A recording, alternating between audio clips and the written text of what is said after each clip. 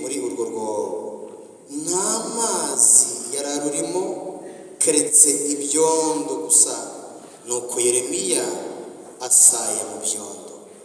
Karindwi, nuko Ebedimeleki umunyetiyopiya wari inkone akora mu nzu y'umwami yumvise ko bashyize Yeremiya mu rwobo, ubwo umwami yari yicaye mu irembo rya Benjamini. Ebedimeleki aherako asohoka mu nzu y'umwami abwira umwami ati, mwami nyagasani, abo bantu bakoze nabi, kuko ibyo bakoreye umuhanuzi Yeremiya byose bakamujugunya mu rwobo, none agiye kwicirwamo n'inzara, kuko ari nta mutsima, ahantu uze kuhakataka, kuko ari nta mutsima usigaye hehe mu murwa. Nuko umwami ategeka Ebedimeleki umunyetiyopiya ati, ukure hano abagabo 30, maze muvane umuhanuzi Yeremiya mu rwobo atarapfa. Twese twakagombye guhita hano tuvuga ngo amen. 11, nuko Ebedimeleki ajyana nabo bagabo bajya mu nzu y'umwami, munsi y'inzu ibikwamo ibintu, bahakura ibishwambagara n'ibinyonga bishaje, abiha Yeremiya mu rwobo, abimumanurije imigozi. 12, Ebedimeleki umunyetiyopiya abwira Yeremiya ati, shyira ibyo bishwambagara n'izo nyonga zishaje mu maha, maze urenzeho imigozi. Nuko Yeremiya abigenza atyo. 13, baherako bakururisha Yeremiya imigozi,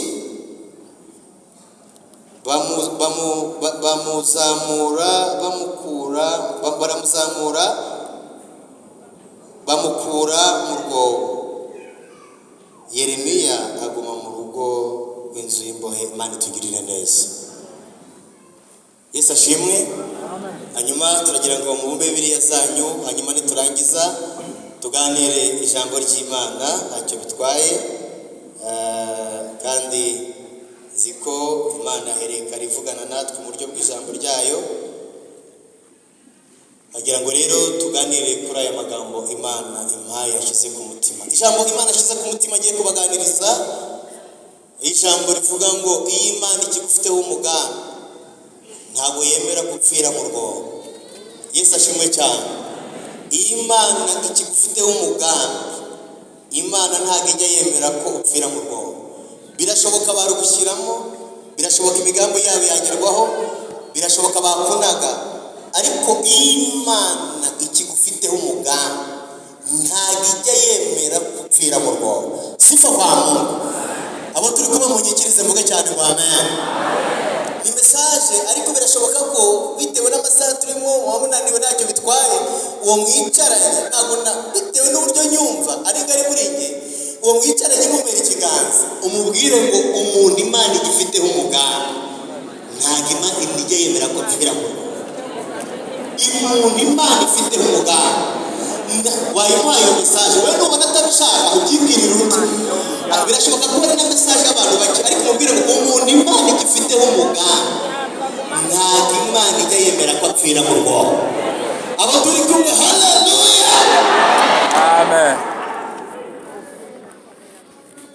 Kandi ndagira ngo mubibutse ko kuba twicaye ahangaha, ndagira ngo mubwire ko utarapfa byonyine ni ikimenyetso cy'uko Imana idufiteho umugambi. Ijambo rya kabiri, uri umukandida w'ibyiza imbere y'Imana, uri umukandida w'ibyiza.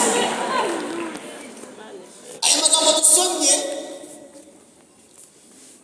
iyo turebye Yeremiya, ubundi Yeremiya akomoka mu batambyi, agakomoka muri Anatoti. Anatoti y'ubu ni Buyuda muri Israheli. Hanyuma ise yitwa Hirukiya. Hanyuma izina Yeremiya rirasobanura ngo bijya gusobanurwa n'amazina 8, ariko nafashemo ndetse ryamfashije ni rimwe rivuga ngo ni Imana izamura. Yesu ashimwe cyane. Hanyuma irya kabiri Hirukiya rirasobanura ngo Imana ni nziza. Yeremiya rero umuhamagaro we Imana yigeze imusanga ivugana nawe. Mbibutse ko Imana imuhamagara ntabwo Imana yahise ivugana nawe, ahubwo Imana yavuganye nawe ageze mu kaga. Ngo yageze mu kaga ahura n'amakuba menshi cyane, kandi impamvu yahuraga n'amakuba ni uko yakoraga umuhamagaro we neza. Ngo igihe kimwe rero ngo arangije ngo arimo akora umuhamagaro neza ngo ntibyanezeza abandi, ngo arafatwa arakubitwa arababaza. Ntabwo ari ahangaha twasomye. Amaze kubabazwa abwira Imana ngo ariko Mana waranshutse nanjye nemera gushukika. Imana iramubwira ngo Yeremiya we uribeshye cyane. Iramubwira ngo nakumenye utaraba urusoro mu nda ya mama wawe, kandi ndangije ndakweza. Ndashimira Imana yeza mu izina rya Yesu. Ngo ndangije ngo ndakweza kugira ngo ube umuhanuzi uhanurira amahanga. Byari bivuze iki? Byari bivuze ko Imana ari ibisobanuro Yeremiya. Iramubwira ngo na mama wawe nta mugambi yari azi wavukanye, ahubwo njyewe kubera ko nakumenye utaraba n'urusoro mu nda mama wawe nkagushyiraho umuhanuzi uhanurira amahanga. Byari bishatse kuvuga ko ba mama batumenyera muri materineti, ariko Imana ituzi kera. Niyo mpamvu nta murozi wakuroga ngo bikunde, kubera ko iyo dutoranyije tuzi byari kera. Aba turi kumwe, haleluya. Imana ituzi kera. Ndagira mubwire ngo uwo mwicaranye mubwirire ngo bakumenye uyu munsi, ariko kera wari mu bitekerezo by'Imana. Bakumenye uyu munsi, ariko kera wari mu bitekerezo by'Imana. Kera wari mu bitekerezo by'Imana. Sifa kwa Mungu. Amen. Sifa kwa Mungu. Amen. Abantu babasha gusenga ngo Mana ngo ngiye urabibona, ngo buriya ngo ngiyewe ngo uyu munsi ngo ngiye kugusezera, ngo ntabwo nzi, ngo ngiye urabibona, ngo n'ubundi ngo Kigali irananiye, ngo ngiye urabibona. Reka da wowe kuba ukiriho, kuba ukigenda, byose biri mu mugambi w'Imana. Abantu bakumenye ibyo kuvuga ngo batinya abantu ngo bakugambana. Ndagira ngo ubwire umutima wawe, ubwire ngo bamenye ubu icyo Imana yanteganyirije, icyo Imana yatumye mvuka, icyo ngicyo kirahari. Ntabwo bakirwanya kubera ko Imana iri mu ruhande rwanjye. Yeremiya twihuse, Imana yari yaramuremye ariko imutegurira kuzaba umuhanuzi, kandi akaba ari umuhanuzi uhanura icyo Imana imushyize mu kanwa, adahanura ibigendanye n'amarangamutima. Rero Yeremiya afite iyi mpano, kandi yarafite n'umuhamagaro arawukoresha cyane. Ndagira ngo mbitse itorero ry'Imana ko twese twicaye ahangaha, mwese mufite umuhamagaro. Ntabwo Imana yakuremye ari impanuka, oya. Ku bantu bise ku bigendanye n'ubuzima bw'umuntu, reka se mubivuga gutya, ndagerageza simvuge mu mvugo nyandagazi, ariko ndagira mbabwire ngo kugira ngo habeho gusama k'umugore haba hasohotse intanga 10,000. Iyo hasohotse intanga 10,000 ngo ziragenda, akavamo imwe ariyo wowe wavutsemo, izindi 10,000 zirapfa. Bishatse kuba ngo rero ntabwo uri umutsinzi wa none, no mu nda ya mama wawe wari umutsinzi. Imana igufiteho umugambi. Ababyumvishe muge cyane ngo amen. Rero Yeremiya afite uwo muhamagaro, nawe kubera ko watsinze 10,000, none umuntu umwe yaguteye ubwoba. Hoya, Imana igufiteho umugambi. Ndayongere ngo niba uyu muntu Imana ifiteho umugambi, ntabwo Imana ijya yemera ko apfira mu bwoba. Yeremiya rero yafite impano, ariko baza kuyimugeragereza. Ndagira mbabwire ngo reka twese ko turabona dufite impano. None se reka mbabwire ikimenyetso ko dufite impano. Ubu ngubu ahangaha mufite abantu mwasize mu rugo wenda bakora akazi, nyamara ibyo akora we ntiwabikora. Kimwe nk'uko nawe hari ibyo ukora nawe atashobora, kimwe nk'uko nanjye ibyo nkora wenda utashobora. Ushobora kuba ntashobora kuririmba, ariko hashobora kubwiriza. Abantu rero bafite imihamagaro. None twebwe rero b'abacuruzi hano hirya dufite abahungu Imana hari umuhamagaro ukomeye cyane. Hari igihe yikora kilo 100 akigoma udufuka 4 twa kawunga, kilo 100 agashyira ku rutugu akagenda, mu buryo iyo ugateruye uhita wumva ukuboko guhagutse. Ubwo ni umuhamagaro wiwe. Mumere ikiganiro mbwira ngo tukubahane, Imana dufite umugambi. Twubahane, nubona umuntu akiriho ukabona umuntu agenda, tujye twubahana. Imana dufite igihembwe amen. Tudatinze rero ngo Yeremiya yaje gukora cy'Imana imutegetse gukora, ariko aza kugira ingorane ngo arasabwa, asabirwa mu muhamagaro. Kubera iki yasabwa? Ibikomangoma hari ibyo byifuzaga ko hanura bigendanye n'amarangamutima ya we rero ntiyahanura bigendanye n'amarangamutima y'ibikomangoma, ahubwo ahanura bigendanye n'uko Imana yamuhamagaye kandi imushyize ijambo ryayo mu kanwa ka Yeremiya, akabivuga uko Imana amuhaye kubivuga, ntiyongere cyangwa ngo agabanye. Ibyo rero ngo bikomeretse ibikomangoma bine, biravuga ngo Yeremiya ubuhanuzi ari kubuhanura burimo burakumura abantu, burimo bwaciye abantu igikuba. None baragenda ngo bajyana ingingo zifatika, ngo baragenda bazijyana imbere y'umwami. Ndagira mbabwire itorero ry'Imana, Imana izakurinde gusabwa n'amaboko akomeye. Imana izabikurinde mu izina ryanjye. N'aka kanya turimo turasenga, Imana izakurinde gusabwa n'amaboko akomeye mu izina ryanjye. Yagiye gusabwa n'ibikomangoma bine kandi bijyana ingingo. Ndagira mbabwire ko bw'Imana niba ari ikintu kigorana ni ugusabwa, kandi ugasabwa n'umuntu ukuzi. Reka mbabwire, Imana bari mu twaba tubivuze n'ubyumva, uzi gusabwa ariko Satani agaca muri nyogosenge wawe ugasabwa, wakwina mu buvumo ngumva yewe ngusenge cyane ngo nyogosenge ngo yaraguziritse. Wajya ahandi ngumva yewe ngo nubwo uri mwiza ngo isura yawe ngo nyogosenge musize icyo mwapfuye ngo yaraguziritse. Wajya ahandi ngumva ngo yararahiye ngo umuntu wo muri famiye ngo ntituri kumubona neza ngo yaragusabye ngo uzarinde upfa ngo nta kintu wigejejeho. Ndabeshye se ntabwo mujya mubyumva? Si mujya mubyumva? Niba hari ikintu kigoye ni ugusabwa, ariko Satani agakoresha amaboko yo muri famiye.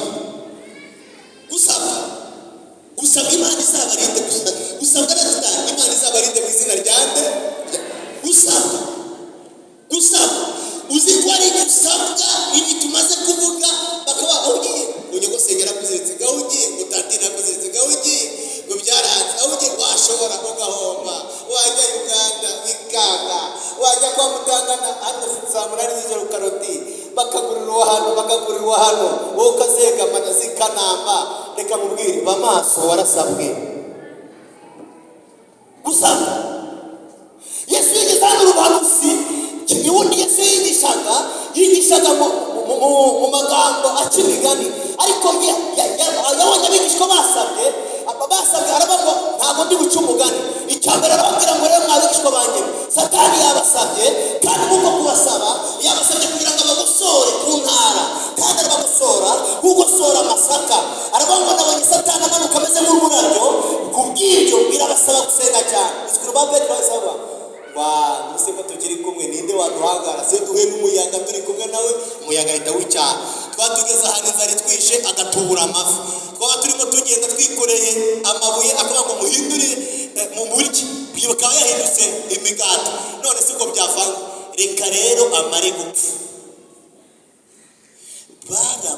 Satani yarabasabye babaca imitwe, Satani yarabasabye bashumuriza intare, Satani yarabasabye Petero bati ibiki byarimo, Satani yarabasabye Petero bamubamba muco, Satani yarabasabye. Ndagira ngo mubwire itorero ry'Imana, Imana ikurinde hano muri aya masengesho y'iki cyumba cyo kuwa gatatu hano Nyarugenge. Ongera umumere ikiganza umubwire ngo Satani nubwo yaba yaragusabye uyu munsi, Imana ibirangize mu izina rya Yesu. Imana ikurinde amaboko yagusaba mu izina ryanjye Yesu.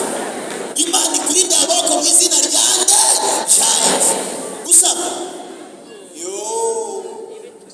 Imana izakurinde gusabwa, usabwe n'uwo mwashakanye.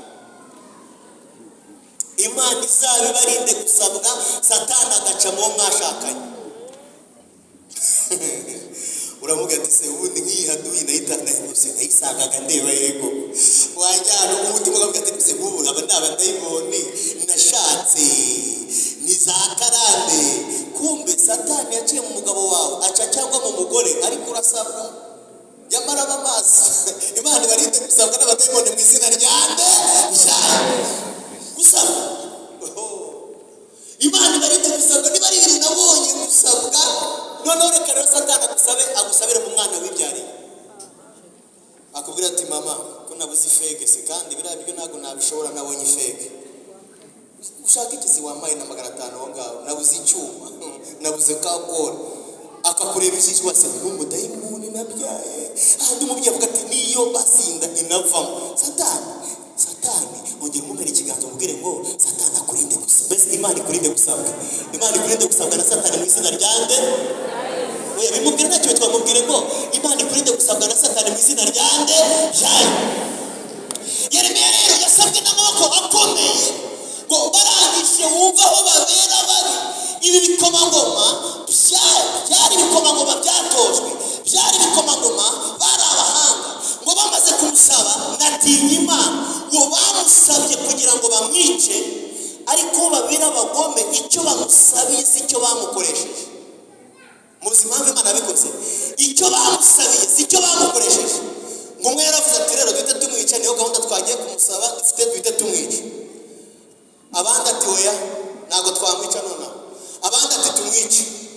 Umva akantu nakunze nayishuriwe Imana nawe ikagwishyura uko yakambishuriye ngo kuko Imana itashakaga kwica Yeremiya yaravuganye nawe kwizamurinda, ngo Imana yanyuranyije indimi zabo bimaze kuzinyuranya iravuga ngo turamuboha ariko nitumwica nitumushyira mu rwobo azicwa n'inzara. Sinzi umuntu Imana ivuganyije nawe muri iteraniro. Imana inyuranyije indimi zabo, Imana inyuranyije indimi zabo, abari baguhagurukiye Imana inyuranyije indimi zabo, ababyize dutera haleluya. Imana inyuranyije indimi zabo, Imana inyuranyije indimi zabo. Ubu kugira ngo byaravuze ngo ari bazaterana Powara sirima asandima abanga ariko yona ntacyo nzayitega amatwi, nzumva n'imigambi. Bazayikorera kuri WhatsApp, bazayikorera mu kabari, bazayikorera ku ikawa, bazayikorera ku nzoga, ariko icyo nazemera imigambi yabo ntabwo izaba, ntabwo izasohora. Ariko dutera haleluya, tera ry'Imana ariko Imana itazemera. Umenya ikiganza kugira ngo ariko Imana itazemera, ariko Imana itazemera. Bazagambana mu gihe gifite umugambi, ariko Imana itazemera. Mu gihe Imana ikigutekereza, ariko Imana itazemera. Ababyize dutera haleluya, ariko Imana itazemera.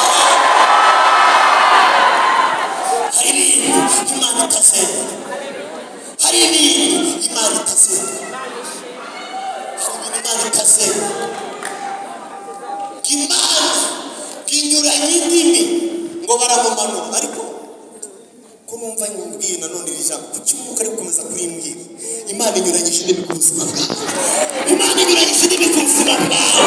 Indimi z'abagomera zinyuranyije ku buzima bwawe, indimi z'abashwezi zinyuranyije ku buzima bwawe, indimi z'abarozi Imana irazinyuranyije ku buzima bwawe.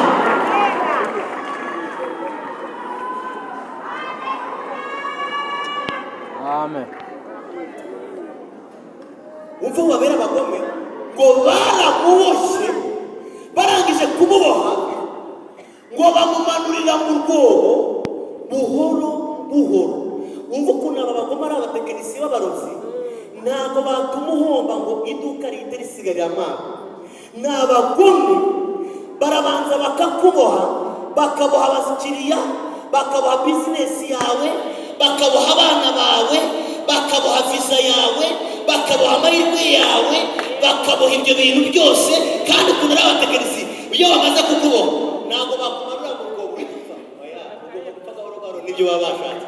Bakumanura gahoro gahoro, kandi bakuboha bavuga ibyo wigize urasenga, ndakuboha ibyo wigize, ngaho uzayabone, ngaho uzabona abakiriya ndebe, ngaho uzabyare ndebe, ngaho uzashake ndebe. Ngo barakuboha bakakuboha bavuga. Niyo mpamvu rimwe na rimwe nubwo gusenga harimo sisiteme ebyiri, iyo guceceka n'iyo kuvuga.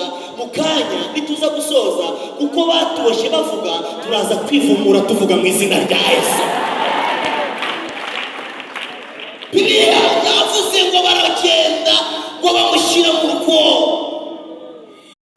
azabura imigezi izakama, hari aho bizagira bikanga, abantu bakagira inyota y'amazi. Ikimenyetso rero cy'amazi birasobanuye ngo ni ubuzima. Yeremiya rero bari bamunaze ahantu hataba ubuzima. Mucyobo baragushyira ukabyara, na murumuna wawe ntagusure kubera ko uri mu cyobo. Baragushyira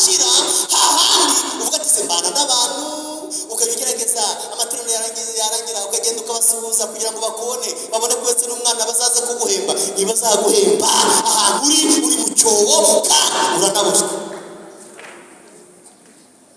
Aba byari bikomangoma bine bari abahanga mu kuzirika. Bajya bazirika iseta yawe ukabona kwishyura iseta ariko akemura ibibazo akabona. Bajya bazirika ibintu byawe bikanga neza ugakora bikanga, ugashora bikanga, ugashaka amadolari ukajya mu Bushinwa bikanga. Kubera iki? Ni abagome, ni abahanga baraziritse kandi ntibanyurwa, bahita bongeraho bakagushyira no mu rwobo. None se wenda tuganire, usibye ko baguhembye ku mwana wa gatanu, ubundi abambere babiri baguhembye bari bazi n'amazina yawe. Uri he? Uri mu rwobo. Ngo Yeremiya ageze mu rwobo ngo arasayagurika cyane, ngo arasayagurika, biravuze ngo yarimo ibyondo, arasayagurika ngo yirwane yiziture. Erega mbwire mama, waragerageje byaranze. Uko no gusayagurika. Hari abantu basayagurika kuva ngo niba barangiye Tanzania ngo nanjye ndajya muri Kenya, bakagerageza bakajya kuvagurika ngo natwe tugerageze gureka tubigenze gutya, ngo ntabwo byakunda, bakajya mu bapfumu bakajya gushaka ngo imiti y'inyatsi. Umva urimo urasayagurika nka Yeremiya. Ngo ariko Yeremiya nubwo yarara aho ngaho ngo ari masayagurika, ngo ashaka uburyo yakwikuraho imigozi, ngo amagambo y'uko bamufashe, ngo aragenda agera ibwami, ngo agera kuri Ebedimeleki. Umva tekinike nakunze y'Imana, muri kureba nk'abantu bashaka gutera haleluya kabiri gatatu. Nakunze iyi tekinike. Imana yafashe Ebedimeleki iragenda, unebe ngo iragenda imuhisha ibikomangoma, icara hano, imuhisha ibikomangoma, imuhisha umwami. Ngo mu gihe ibikomangoma bari muri celebration bavuga ngo Yeremiya turamurangije, ngo amagambo aragenda agera kuri Ebedimeleki. Arangije amagambo ahagurutsa Ebedimeleki. Suze umuntu Imana ivuganye nawe, hari umuntu Imana ihagurukije ku buzima bwawe, ni Ebedimeleki. Ariko Imana ariko mwate haleluya. Hari umuntu Imana ihagurukije ku buzima bwawe. Ayo magambo yatumye Ebedimeleki ahaguruka. Mumere ikiganza umubwire ngo hari umuntu Imana ihagurukije ku buzima bwawe. Murebe mu maso umubwire ngo hari umuntu Imana ihagurukije mu buzima bwawe. Yaza ari Ebedimeleki, yaza ari akazi, ariko hari umuntu Imana igize gute? Ariko torero ry'Imana bigize dute? Haleluya kabiri gatatu dutere haleluya.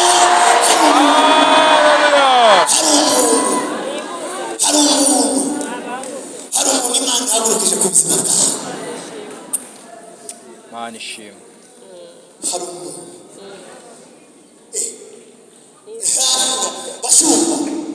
bashumba, hari umuntu Imana ihagurukije ku buzima bwawe.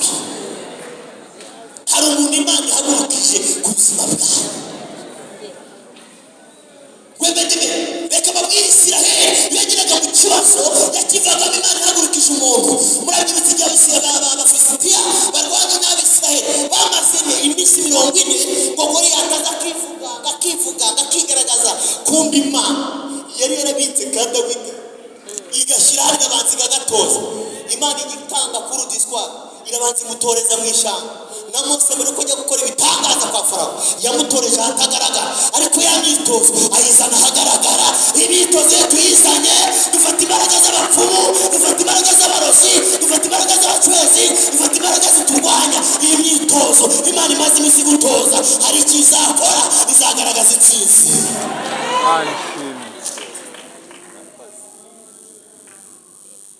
Ngo Isiraheli hagurukirizwa Dawidi bava mu myobo. Reka babwire ikindi gihe, igihe Abayuda basabwaga barasabwe, ariko Imana ihagurutsa Esiteri. Reka babwire ikindi gihe, hari Isiraheli yasabwe ihagurutswa, Imana ihagurutsa Debora abafana yica Sisera. Reka babwire itorero ry'Imana, ntabwo ndi kumva niba wabyumvishe, ariko Imana ivuganye nawe. Hari umuntu Imana ihagurukije ku buzima bwawe. Hari umuntu Imana ihagurukije ku buzima bwawe. Mana ishimwe. Ngo ube ikintu cyanangaje, ngo bajyanye ingingo basaba Yeremiya ngo ariko na Bedemeleki nawe ajyana ingingo asaba Yeremiya.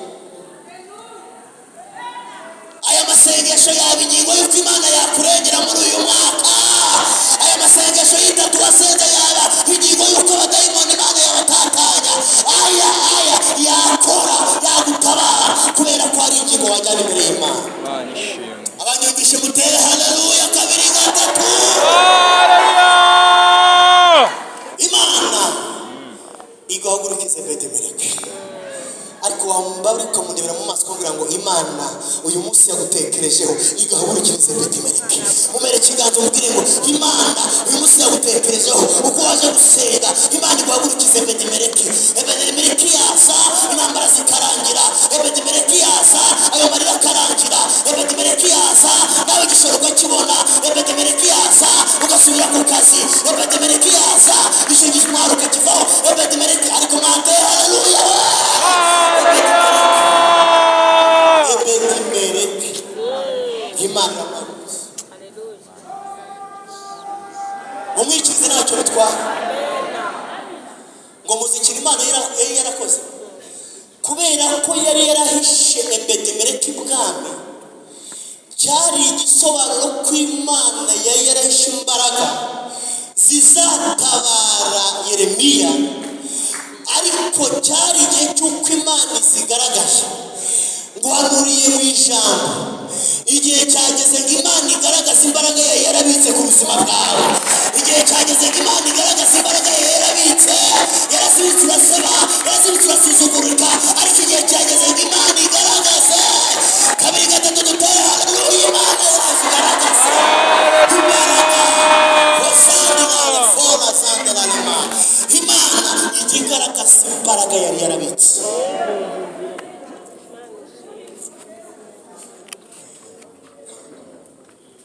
Ngo barimo bamusaba Bedemeleki ngo yabwiye amagambo umwami. Arabwira ati ariko rero umwami byibuke neza Yeremiya yavugaga icyo Imana imubwiye kuvuga. Yeremiya yari afite ubuhamya bwiza. Yeremiya yari afite ikintu cyose yajyaga gukoraga. Ariko bibuka niyo twahuraga n'intambara twamugishaga inama. Yeremiya akatugisha inama. Umva ikintu rero ngo cyashishimuye imyambaro y'umwami.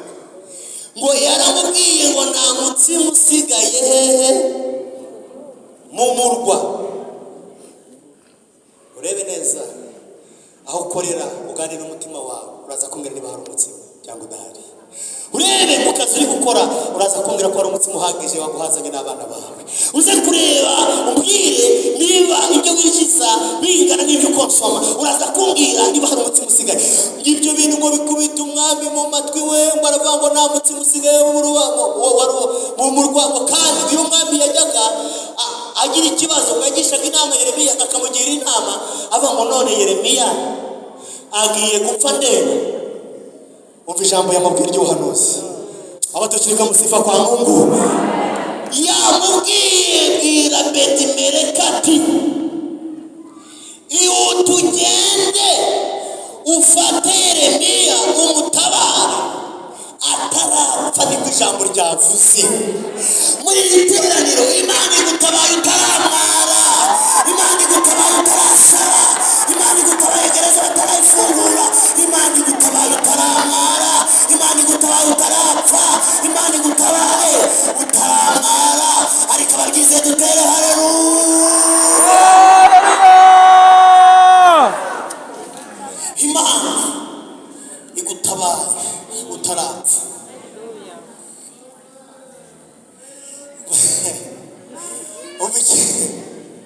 Ubakanu nakuze ni akore mukanye kumfasha kubwiriza. Uyu munsi nabonye mwese turi kubwiriza. Nabana bagahoza babwiriza. Ubakanu nakuze Imana igereka ikintu gikomeye. Iramubwira ngo ufata ingabo 70. Manzi uri kubivuga nawe utizeye ingabo Imana igiye gukoresha. Iramubwira ngo ufata ingabo zingahe?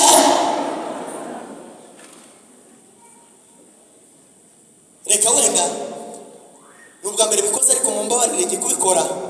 Ene hako haza abantu 30 muze hano muri kuruba bangana muze mufashe ivuga butumwe ne hako muze hano. Imana iramubwiye ngo nubwo ugiye kumutabara ibikomanga bafite imbaraga imbaraga bifite ubwenge ugiye wenyine byakurwanya ariko hari ikintu ugiye gukora ariko zirimo ziza ndagira ngo mpanure umuntu wari uri hano uboshywe ndagira mureba amaso reba hano reba mpanga amaso ndagira mpanure wewe waje gusenga hari ingabo 30 zoherejwe ku buzima bwawe mu izina rya Yesu hari ingabo zoherejwe kuri famiye yawe 30 izo nawe uzazirwanya izo nawe uzazitera hari ariko kabiri gatatu dutera haleluya hari ingabo 30 hari ingabo 30 buzuye bambare noneho muhagarare hano mukore 20 keza urebe hano imbere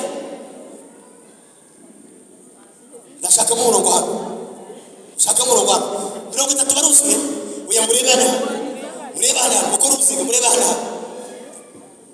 Imana irimo iravugana nawe hari urizi Imana izanye ku buzima bwawe hari urizi Imana izanye ku bana bawe hari urizi Imana izanye ku buzima bwawe hari urizi Imana izanye ku kazi kawe ariko ababyize duteye haleluya hari urizi umva 30 byari bisobanuye ku kwezi kugira iminsi 30 kandi mwibuke ko ari mu kwezi kugira 31 Yeremiya yari wa 31 byari bisobanuye ngo kuwa mbere ndakurinze kuwa kabiri mwana wanjye ndagukomeje kuwa kane ndi Imana yawe kuwa gatanu nzakugaburira kuwa gatandatu nzahagarara nawe ku cyumweru ndi Imana ikugose hari 30 zije ku buzima bwanyu yemwe baje gusenga hari 30 hari 2 dutera haleluya hari 30 mugota wagose reka mubwire Yeremiya ndavugana na Yeremiya waje gusenga ndavugana na Yeremiya wicaye ahangaha ndavugana n'umubyeyi ni wowe Yeremiya Imana ivuganye nawe ndavugana n'umupapa wari ufite ubwoba yuko bagambanye ndavugana nawe mama barabikoze ariko rero ukuntu umeze Imana hari 30 Imana yabitse ku buzima bwawe hari 30 Imana yabitse ku buzima bwawe ariko kabiri gatatu dutera haleluya dushimira Imana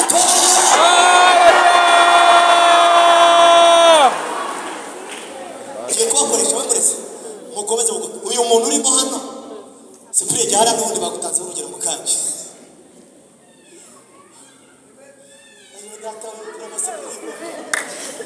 wishyiramo kari wowe uje hano uyu ni Yeremiya kandi ndagira mubwire ijambo rikomeye Imana yamutekerejeho ariko ntiyavugana nawe nta muhanuzi wamubwiye ngo duwituruka mu mwobo uravamo nta n'ubuhanuzi yari afite y'ibiti uvuga ngo wumva ni Imana mvuganye nawe ejo saa 3 zakuvanamo zanye 30 oya ndagira mubwire ijambo rikomeye nubwo Imana itavuganye nawe hari 30 Imana yabitse hari 30 Imana yabitse hari 30 Imana yabitse izo zagukiza amadeni izo zagukiza ikimwaro izo zatuma udasaba izo zakubanaho kanseri hari 30 Imana yabitse mubera ikiganza mubwire ngo hari 30 bera ikiganza mwicare mubwire ngo hari 30 bisigaragara ariko zirahari ntabwo uzibona ariko zirahari mu kazi kawe zirahari ku bana bawe zirahari ku mugabo wawe zirahari abamwiganye bagutaha ariko hari 30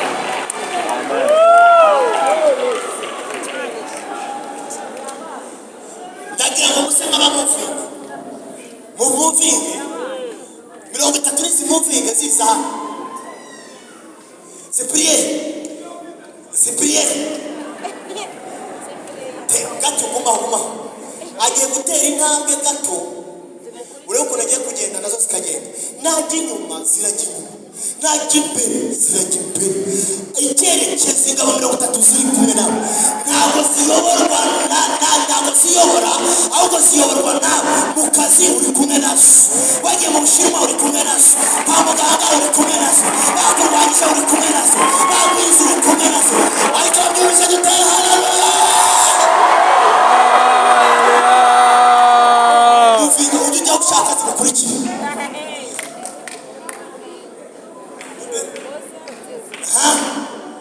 wabonye ko zimugose yagiye imbere zijya imbere kandi zimugose, yahindukira nazo zikamugota. Imana ivuganye nawe ngo witinya mu mahembe hari 30 Imana yabitse, witinya mu magambanyi hari 30 Imana yabitse, witinya abakurwanya hari 30.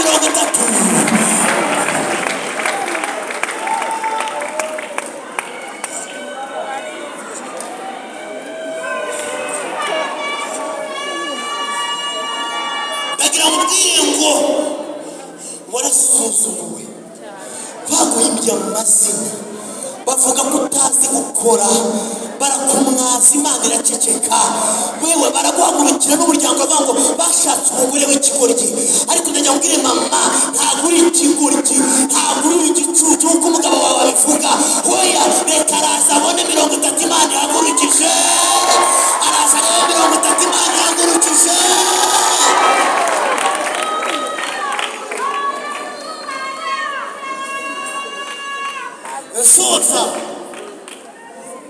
Nsoza mama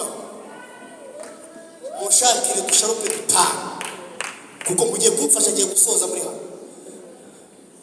Mushakire dusharupe bari abasigaye batuzanye, mumva ibintu bari bamukoreye Yeremiya.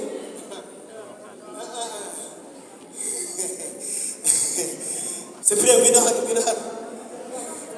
mutuzane vuba mufashe kuko butuma ndashoje. Ndagira ngo nongere mubwire ngo Imana ifite umugambi, ntabwo Imana ijya yemera kurwa mu rwobo. Bararucukwira bihorera ariko ntizemera kurwa ngo muzero ngwino komera hasa abagabo babiri bazi kuzirika. Uyu ni Yeremiya. Manukana mu rwobo dore naho icara aho ntibakuzirikira, kandi wakiri uhanuzi mu izina rya Yesu, wakiri uhanuzi mu izina rya Yesu. Umva ikintu Imana yavuze, wemeretse kwita muzirika. Imana ya Yeremiya mundebe hano, Ebedimeleki yahawe 30, ariko ntabwo bahise bajyayo ngo baciye ibwami ngo habe ibikoresho ibyo ari byo byose. Ntabwo nari nzi ko ibwami haba n'ibikoresho bishaje, kumbe ngo yari tekinike Imana igiye gukoresha, agiye kubabwira ngo bamuhaye icyambagara, ngo baramubwira ngo nabishire mu mazi, usika akagozi karekare, nawe usika akagozi karekare mu kwa, ngo baramubwira ngo Yeremiya Ebedimeleki aramuhamagara, ngo cyari igihe kinini Yeremiya ari maze igihe mu rwobo atumvijwe. Umaze igihe kinini nta muhanuzi, umara igihe kinini nta nzozi, ariko Imana ivuganye nawe ngo niyivuganye nawe nonaha. Imana ivuganye nawe ngo niyivuganye nawe nonaha.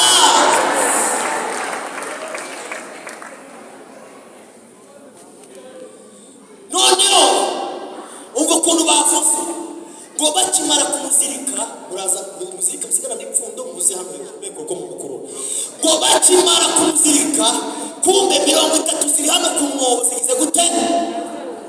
Oya mudele hano 30 ziri hano ku mwobo zigize gute? Ziramutegereje. Ngo baramuziritse, ngo ariko ngo Ebedimeleki arababwira ngo rero namwe mumuzamure buhoro buhoro. Umunyarwanda yaravuze ngo aho umupira urengeye niho uzamurirwa. Ndagira ngo urengurirwa nawe, Imana irategetse kuko baguhombeje buhoro buhoro, uzamutse cyane bahita baguhombya. Imana igiye kukuzamura buhoro buhoro ariko ikuzamura. Imana igiye kukuzamura buhoro buhoro ariko igira gute? Ikuzamure. Ababyize dutere haleluya.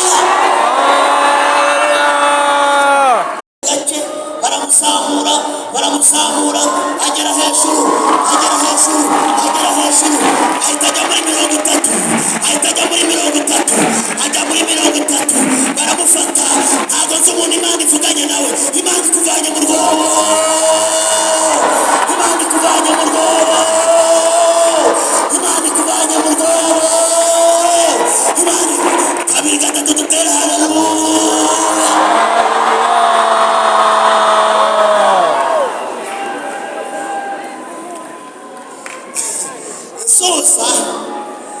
Sosa vakanu na kutsi kubera ikime ahawe 30 ageze aha yamiguze se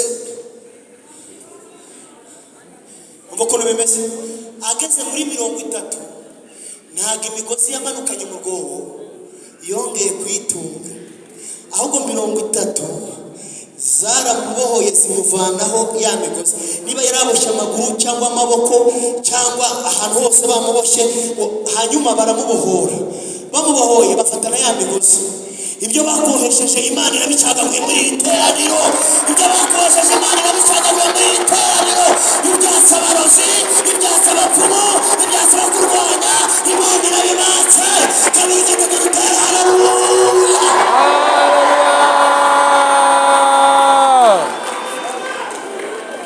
soza ubindi tekiniki mutambukano Yeremiya kama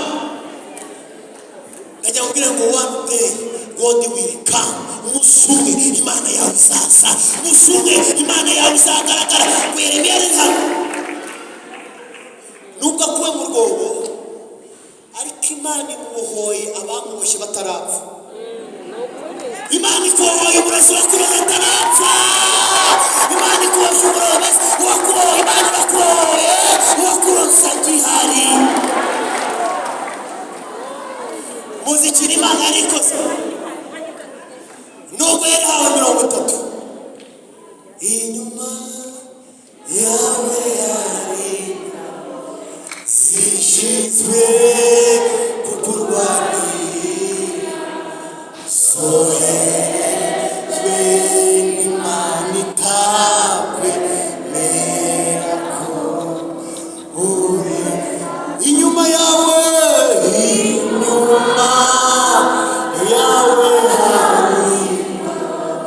zishinzwe kukurwanira sohejwe n'Imana itakwe merako